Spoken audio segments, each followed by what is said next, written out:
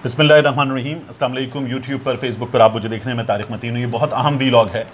General Babar Iftikhar साहब ने एक इंटरव्यू दिया है दुनिया न्यूज़ पर कामरान शाहिद साहब को, और इंटरव्यू में जनरल बाबर इफ्तिखार साहब ने एक बार फिर कहा है कि साजिश नहीं थी, जो हुकूमत की तब्दीली थी उसमें कोई साजिश नहीं थी।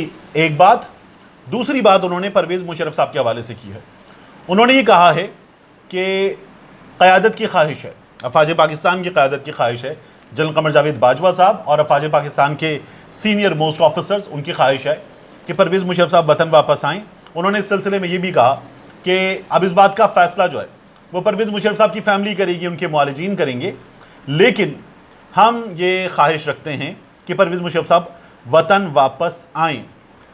इसके बाद मियाँ नवाज़ शरीफ साहब ने एक ट्वीट किया है, और मियाँ नवाज़ शरीफ साहब ने अपने ट्वीट में कहा है कि मेरी परवेज़ मुशर्रफ से कोई ज़ाती दुश्मनी या अनाद नहीं चाहता कि अपने प्यारों के बारे में जो सदमे मुझे सहना पड़े वो किसी और को भी सहना पड़े। उनकी सेहत के लिए अल्लाह ताला से दुआ गो हूँ, वो वापस आना चाहें तो हुकूमत सहूलत फ़राहम करे, हुकूमत सहूलत फ़राहम करे। ये मियाँ नवाज़ शरीफ साहब ने कहा है, और ये जनरल बाबर इफ्तिखार साहब के इंटरव्यू के कुछ देर बाद कहा है। 3 रोज़ पहले, अब से 3 रोज़ पहले ख्वाजा आसिफ साहब ने एक पैगाम दिया था। ख्वाजा साहब ने कहा था कि जनरल मुशर्रफ की ख़राब सेहत के पेश नज़र उनको वतन वापस आने में कोई रुकावट नहीं होनी चाहिए। माजी के वाक़यात को इस सिलसिले में माने नहीं होने देना चाहिए। अल्लाह उनको सेहत दे और वो उम्र के हिस्से में वक़ार के साथ अपना वक्त गुजार सकें। मुझे 2 चीज़ें इस वीलॉग में आपसे डिस्कस करनी है मज़ीद, उनको मैंने यहाँ लिख लिया कि मैं वो भूल ना जाऊँ और आपके सामने ज़रूर रखूँ, अपने इन पॉइंट्स में शामिल कर लिया। तो जनरल बाबर इफ्तिखार साहब के इस इंटरव्यू के बाद सोशल मीडिया पर अब टॉप ट्रेंड कर रहा है हैशटैग साजिश ही थी। जनरल बाबर इफ्तिखार साहब ने कहा कि साजिश नहीं हुई, और सोशल मीडिया पर ट्रेंड कर रहा है हैशटैग साजिश ही थी। तो इसमें जो है लोग मुख्तलिफ बातें कर रहे हैं, अपने ख्यालात का इजहार कर रहे हैं। ज़्यादातर लोग जो हैं वो हैं पाकिस्तान तहरीक इंसाफ के सपोर्टर्स, जो ये कह रहे हैं कि ये साजिश थी। इमरान खान साहब कहते हैं साजिश थी, और बहुत सारे लोग अफवाज पाकिस्तान के सीनियर ऑफिसर्स वो भी कहते हैं साजिश थी। जनरल लोधी साहब जो हैं, खालिद नईम लोधी साहब, वो तो ये कहते हैं कि अच्छे TORs सेट कर दिए जाएं तो उनके नतीजे में पता चलाना बड़ा आसान है कि साजिश थी। वो ये कहते हैं आप TORs में कुछ चीज़ें तय कर दें कि इनको मालूम करना है कमीशन को, कमीशन ये चीज़ें तय कर ले और उसके बाद उन सवालों के जवाबात निकाले तो पता चल जाएगा कि साजिश थी या नहीं थी। मैंने ये एक वीडियो में आपके सामने रखा हुआ है कि कैसे पता चलेगा। तो बहरहाल अब मियाँ नवाज़ शरीफ साहब जो हैं उनके दिल में परवेज़ मुशर्रफ का दर्द आपको नज़र आ रहा है। ये कैसे हुआ? ये मियाँ नवाज़ शरीफ साहब जैसे लीडर जो फ़ौजी टोला के अल्फाज इस्तेमाल करते थे इंतहाई नफ़रत के साथ पाकिस्तान की बहुत ज़बरदस्त फ़ौज के बारे में, तो वो अब ये ज़बान कैसे बोल रहे हैं, कैसे कर रहे हैं? क्या ये नया है? और क्या इसको DGISPR साहब के इंटरव्यू के बाद टाइमिंग तो हमें ये नज़र आ रही है कि फौरी बात की बात है, इससे जोड़कर देखना चाहिए? नहीं। देखिए, मियाँ नवाज़ शरीफ साहब हों, मरियम नवाज़ शरीफ साहिबा हों, या इनकी जमात के वो लोग जो बड़े वोकल थे, उनको अगर आप देखें तो ये तमाम लोग जो हैं इन्होंने गुज़श्ता कुछ अरसे में अपना पैंतरा बदला है। गुज़श्ता कुछ अरसे में इन्होंने अपना पैंतरा बदला है। ये लोग पहले क्या बातें करते थे? ये कहते थे जलसों में, लंदन से मियाँ नवाज़ शरीफ साहब का खिताब होता था कि जनरल बाजवा साहब ये सौगात आपकी दी हुई है, या आपने मुसल्लत किया है, हिसाब आपको देना है, जवाब आपको देना है, मुजरिम आप हैं। ये जनरल बाजवा साहब के बारे में भी बात होती थी, जनरल फैज़ हमीद साहब के बारे में बात होती थी, और मियाँ नवाज़ शरीफ साहब ने मुतअद्दिद तकारीर में ये बातें की। मियाँ नवाज़ शरीफ साहब ने इसके साथ साथ यही बातें नहीं की, सोशल मीडिया पर एक वीडियो पैगाम दिया और कहा कि उनकी बेटी को, मरियम नवाज़ को स्मैश करने की धमकी दी जा रही है। मियाँ नवाज़ शरीफ की एग्जैक्ट वर्ड्स हैं, स्मैश करने की धमकी दी जा रही है, और वो 3 लोगों से जवाब चाहेंगे अगर मरियम को कुछ हुआ। उन्होंने कहा वो जनरल फैज़ हमीद साहब से जवाब चाहेंगे, वो जिम्मेदार होंगे, जनरल कमर जावेद बाजवा जिम्मेदार होंगे, जनरल इरफान मलिक जिम्मेदार होंगे।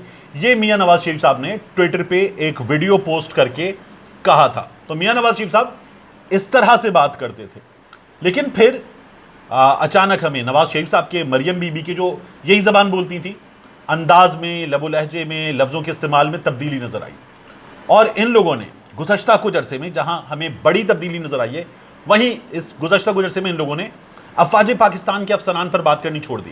जनरल फैज़ हमीद साहब पर मरियम नवाज शरीफ साहिबा बात करती नहीं, लेकिन बाकी लोगों पर इन लोगों ने बात करना छोड़ दी। और बाकी लोगों पर बात करना छोड़कर इन्होंने तमाम अपनी तोपों का रुख कर लिया साकिब निसार साहब की जानिब।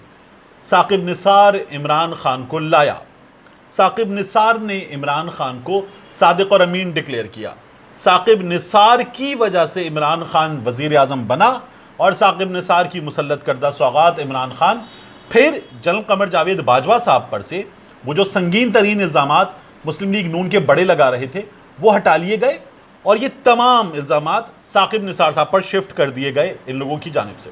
ये आपको मरियम नवाज़ के, मियाँ नवाज शरीफ साहब के बयानात में, ट्विटर पे, पोस्टों में आपको हर जगह नज़र आ जाएगा। फिर इन्होंने जर्नैलों पे बात करना छोड़ दी और उसके बाद हमने देखा कि वो लोग जो खुद इनके बड़े प्रो हैं, इनके हामी हैं और मियाँ नवाज शरीफ को एक एंटी एस्टैब्लिशमेंट लीडर मानते, उन्होंने भी कहा कि नवाज शरीफ साहब ने डील की है। एजाज सैयद साहब जैसे सीनियर सहाफ़ी ने यह कहा कि शहबाज शरीफ ने डील की है और उन्होंने कहा कि उन्होंने एस्टैब्लिशमेंट से डील की और एस्टैब्लिशमेंट से डील करके वो इख्तिदार में आए हैं। अब ये तमाम बातें आप देखिए और फिर देखिए कि मियाँ नवाज शरीफ साहब, मरियम नवाज शरीफ साहबा, इन लोगों की तनकीद का रुख बिल्कुल बदल गया, इनकी डायरेक्शन बदल गई। तो एक तो ये चीज़ है, ये दर्द ऐसे पैदा हुआ है, ये दर्द ऐसे ही पैदा नहीं हुआ। दूसरा, ये जो साजिश ही थी, टॉप ट्रेंड कर रहा है। जब DGISPR साहब ने बता दिया कि साजिश नहीं थी, दूसरी बार बताया। पहली बार उन्होंने बताया था जब उन्होंने ये भी कहा था कि डॉलर नीचे आया, रुपया ऊपर गया, स्टॉक मार्केट बेहतर हुई, नजर आया कि इस्तेहकाम आया। तो अब की बार उन्होंने दूसरी बार बताया और कहा कि नेशनल सिक्योरिटी कमेटी में 2 बार यह फैसला हो चुका कि साजिश नहीं थी। एक बार इमरान खान हुक्मरान थे, एक बार शहबाज शरीफ साहब हुक्मरान थे, लेकिन दोनों बार यह तय हुआ कि नंगी मुदाखलत की गई पाकिस्तान के मामलात में। और फिर बहुत सारे लोगों ने कहा कि मुदाखलत साजिश से ज़्यादा खतरनाक होती है। साजिश मंसूबा है, मुदाखलत अमल दरामद है। बहरहाल, लेकिन दूसरी बार भी DGISPR साहब ने कहा कि साजिश नहीं थी। अब लोग कह रहे साजिश ही थी।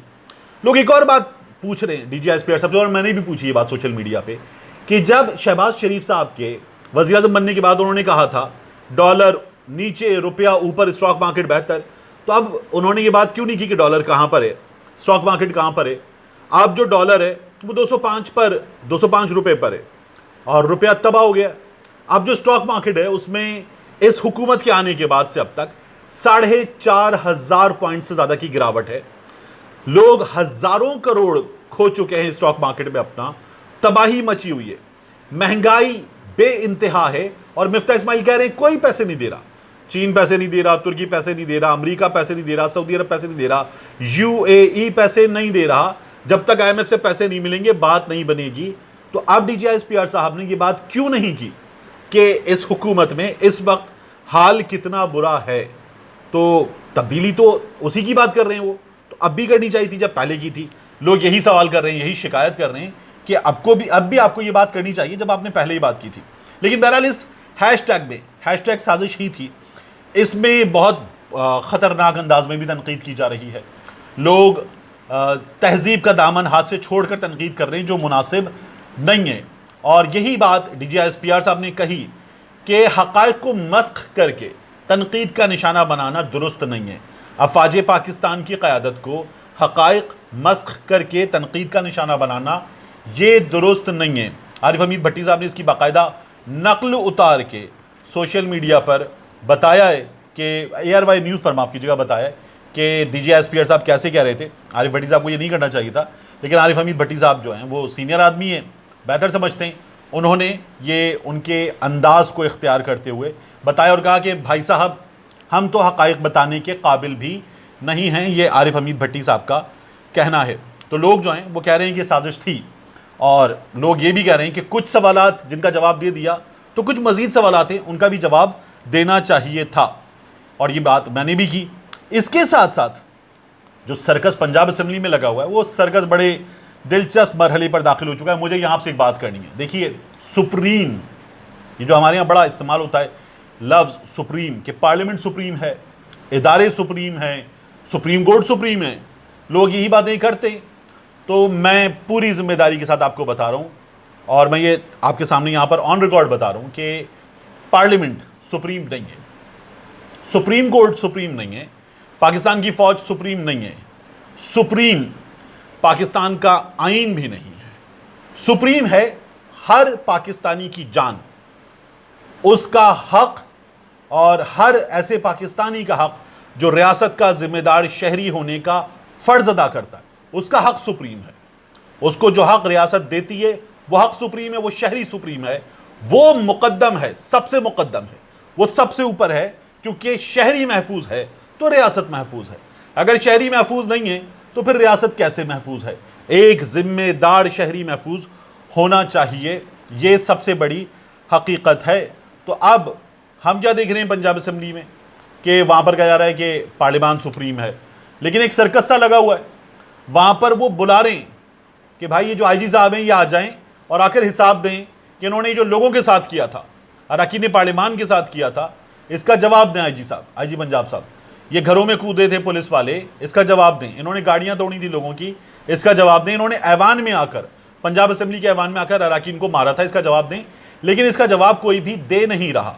आईजी साहब नहीं आए, पंजाब हुकूमत अड़ गई है। अब 2 इजलास होने जा रहे हैं पंजाब हुकूमत के। एक इजलास परवेज इलाही साहब ने दोबारा बुला लिया है कल, बल्कि आज 1 बजे। एक इजलास बुला लिया है गवर्नर पंजाब बलीगुर रहमान साहब ने, और ये ऐवान इकबाल में इजलास होने जा रहा है। तो एक अजीब सा तमाशा है।